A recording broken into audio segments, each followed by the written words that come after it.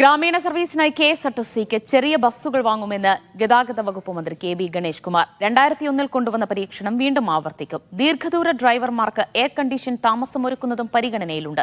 പ്രവാസികളുടെ അടക്കം സഹായം തേടി നടപ്പാക്കാനാണ് ആലോചിക്കുന്നതെന്നും മന്ത്രി മീഡിയ വണിനോട് പറഞ്ഞു. ഗതാഗത മന്ത്രിയായിരുന്നു കേരളത്തിൽ ആദ്യമായിട്ട് ചെറിയ ബസ്സുകൾ അത് വീണ്ടും കൊണ്ടുവരണം. കാരണം എന്ന് വെച്ചാൽ ഒരു ബസ്സിൻ്റെ ശരാശരി മൈലേജ് എന്ന് പറയുന്നത് 3 കിലോമീറ്ററാണ് ഇപ്പോൾ KSRTC. മറ്റേ വണ്ടി ഓടിച്ചാൽ 7 കിലോമീറ്റർ കിട്ടും. ടയറിനും വില കുറവാണ്. പിന്നെ മാത്രമല്ല പല റൂട്ടുകളിലും ഒരു 10-30 പേരിൽ കൂടുതലൊന്നും വണ്ടിയിലില്ല.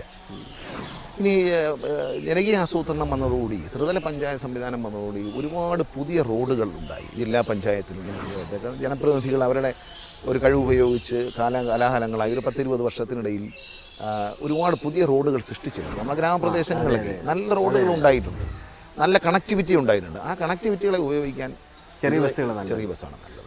ലോങ് ഡിസ്റ്റൻസ് യാത്ര ചെയ്യുന്ന ഡ്രൈവർ ഇവിടുന്ന് പോയിട്ട് 5 മണിക്കൂർ വിശ്രമിച്ചിട്ട് വീണ്ടും തിരിച്ചോടിക്കുക. തൃശ്ശൂർ, ഗുരുവായൂർ ഭാഗത്ത് ഇവർക്ക് കിടക്കാൻ ഒരു എയർ കണ്ടീഷൻ ഡോർമെറ്ററി ഉണ്ടാക്കിയാലോ എന്നതാണ് എൻ്റെ മനസ്സിലെ സ്വപ്നം.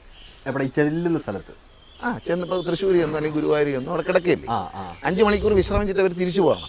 ഇവർ ഈ ചൂടത്ത് ഈ വണ്ടിയോടെ ചെല്ലുമ്പോൾ ഈ 5 മണിക്കൂർ ഉറങ്ങാൻ അവർക്കൊരു AC ഡോർമെറ്ററി കൊടുത്താൽ എന്താ തെറ്റ്?